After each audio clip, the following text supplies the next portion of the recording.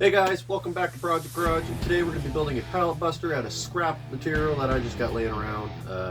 I'll bring you guys along with the process and show you guys that you can turn scrap metal into something that's pretty useful and turn it into something good, like tools or whatever I'm using for projects. So let's get into it. Alright, so this is all my scrap pile right now. It's just kind of behind my door.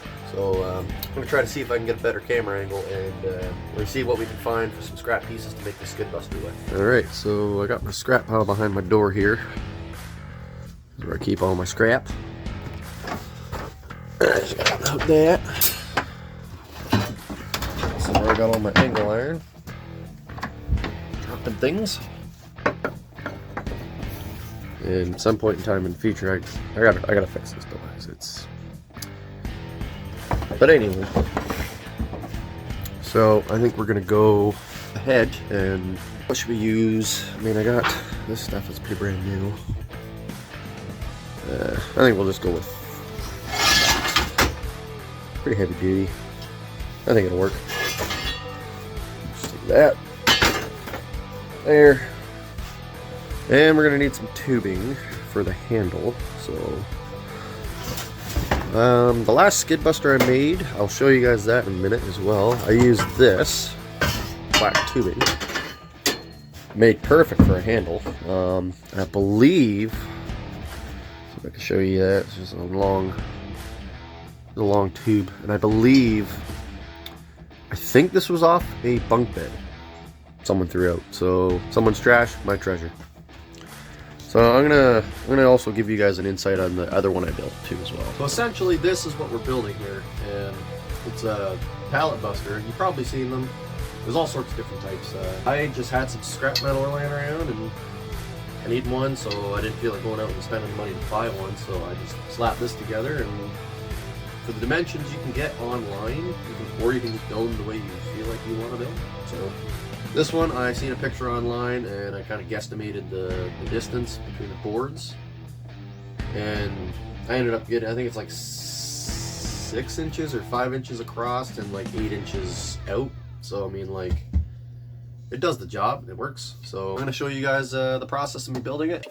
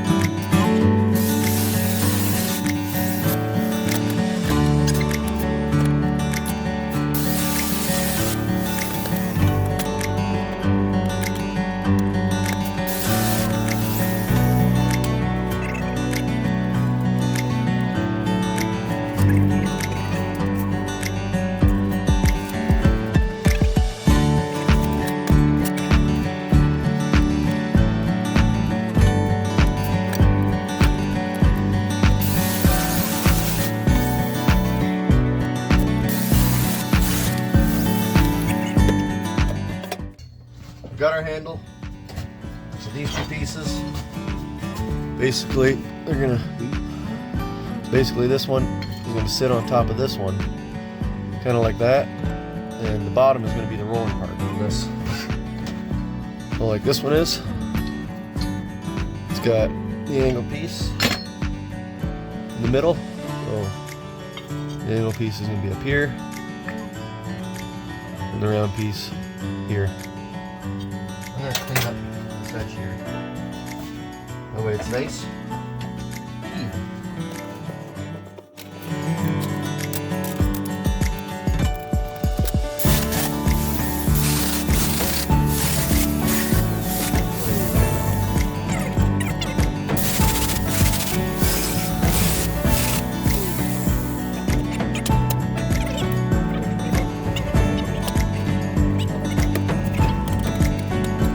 Doesn't have to be precise.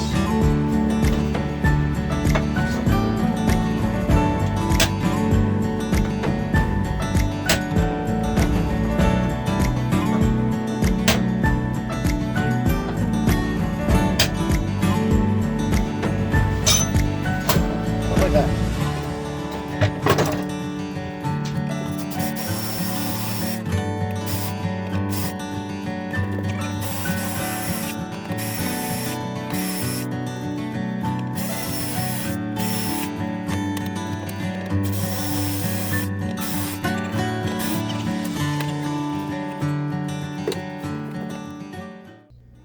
So I got some holes, not like drilled all the way through or anything, but just through the big angle iron piece because I'm going to self-tap it into the tubing on the bottom. I mean, I could weld it, I just don't feel like it, so I'm going to self-tap them through there. So we're just going to get some self-tappings, which I got too many that I can know what to do with. I think that's all I used.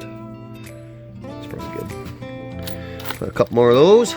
Oh, just going to need 4. And, don't think I have any black washers laying around anymore. So I used washers last time, so I don't know, we'll find some washers for them. I got these. Alright, so we're just going to drill some of these self-tappers into this tubing here. And normally I put washers in between, that's what I did with my last one, but I don't have any washers left, so we're just going to have to deal with this, I guess.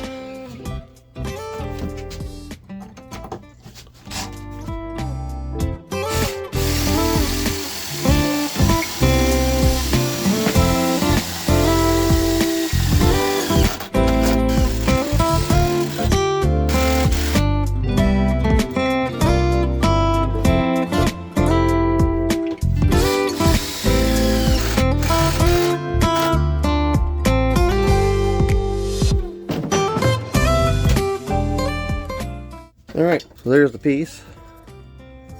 That's what we got. Now we just need to add on the bottom pieces. So for the bottom pieces, I just got a piece of square inch. I believe it's like 1 inch square tubing, so it's like that stuff here. I got this flat bar here. Well, kinda. It was an old piece of angle iron, and then I cut it down to a flat bar. I'm also going to be using that as well for some better support, and so those are just going to go on like that, and then the tubing is going to go on top of this. So we'll get to that.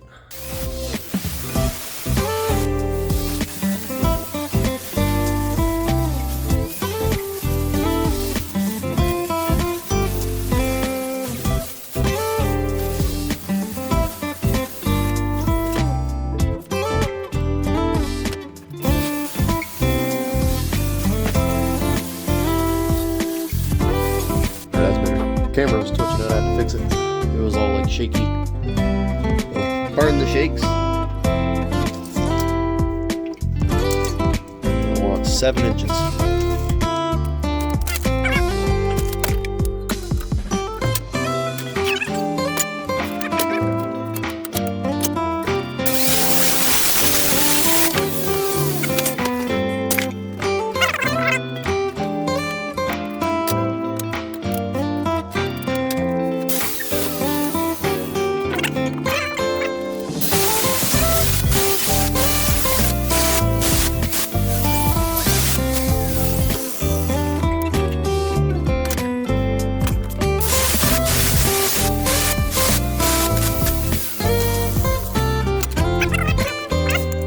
Now we got to cut our tube. Alright, so we got our 3/4 inch tube steel. I just need to cut 2 pieces at 5 inches.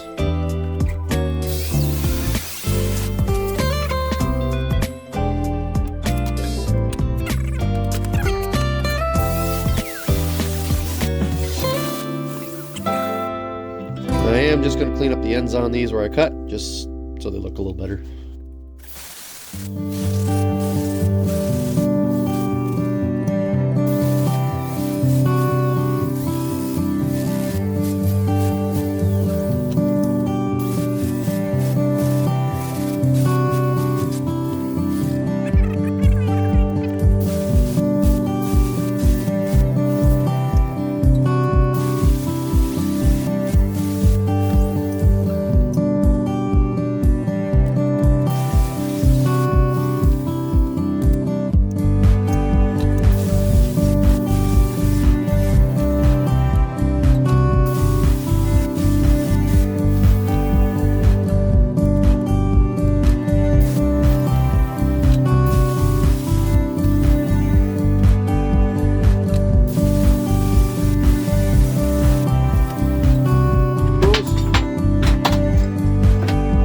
I think I am gonna sand those, I think.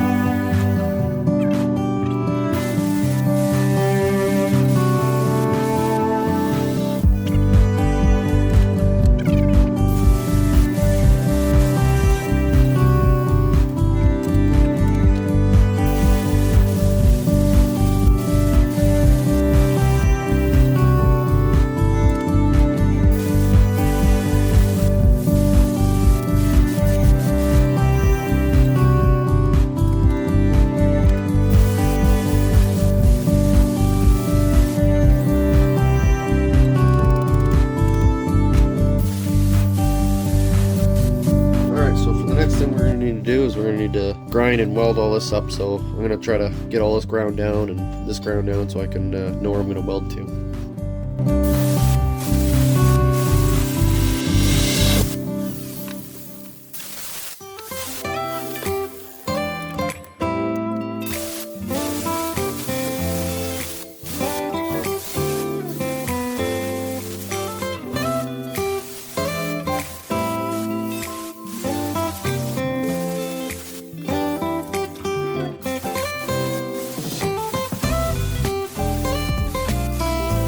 All the pieces here. So we got this piece here, we got our 2 tubes, these are going to go on there like that. Show the fitment here. So those are going to go something like that. Those are going to go in there like that.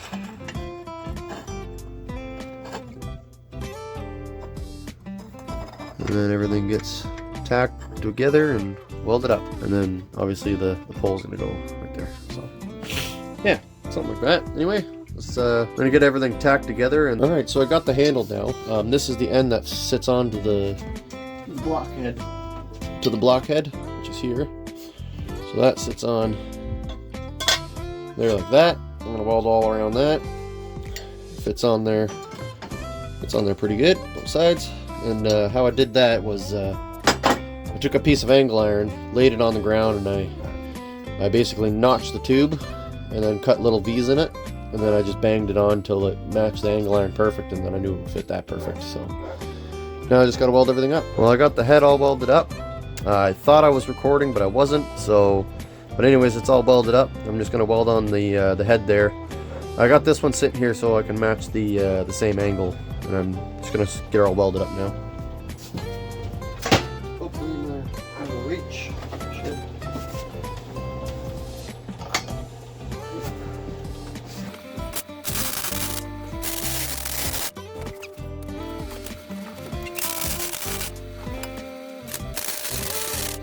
So if you notice when I'm welding and I weld and I stop for a while and I weld and I stop, it's because I don't have a whole lot of power in the shed. So if I weld for too long, the power gets cut out. But I'm working with what I got.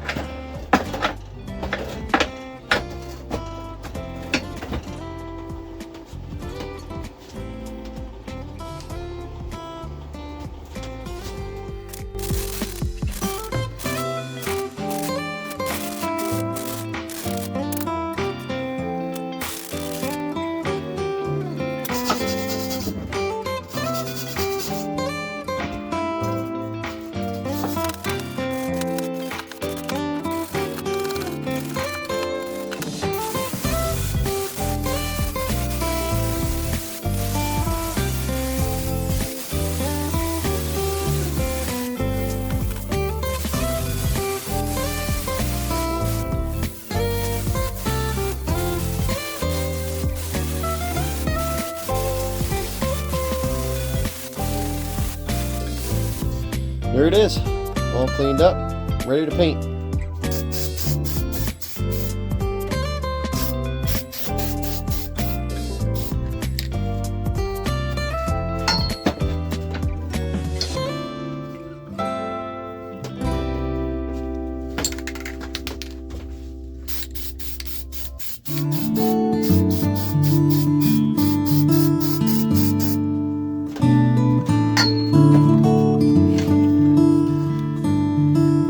Like I said, I ain't going too crazy with it, just something that looks good.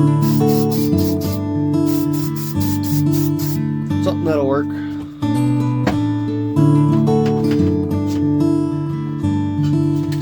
Plus on top of that, these paint cans are what I have in, so you don't even need to paint it if you don't want it. I'm just going to go with this chrome here. You can find these in most Walmarts, Canadian Tires. I got mine from brand surplus.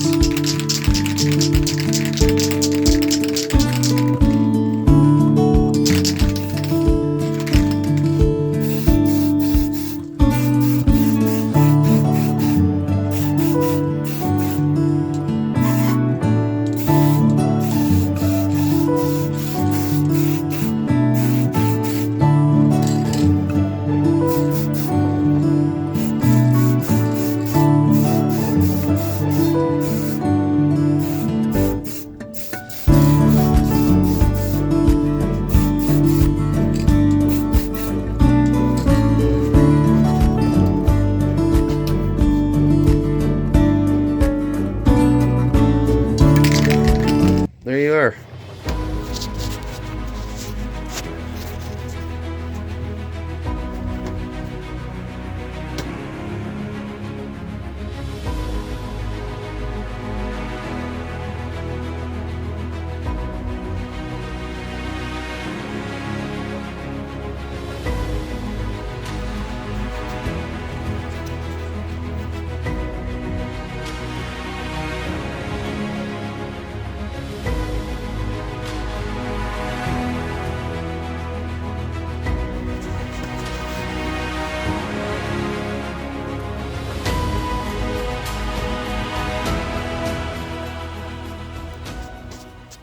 I hope you guys liked the video on how to make our homemade skid buster. If you enjoyed watching this video on the DIY skid buster, please check out my other video on DIY garden box, and in that video you'll see me using the skid buster, give you a better idea what it is, and believe me, it's a time saver. It saves your back, it really does. If you guys liked the video, please like, comment, and subscribe. Write down in the comments what you guys would like to see. Thanks guys, and see you in the next video.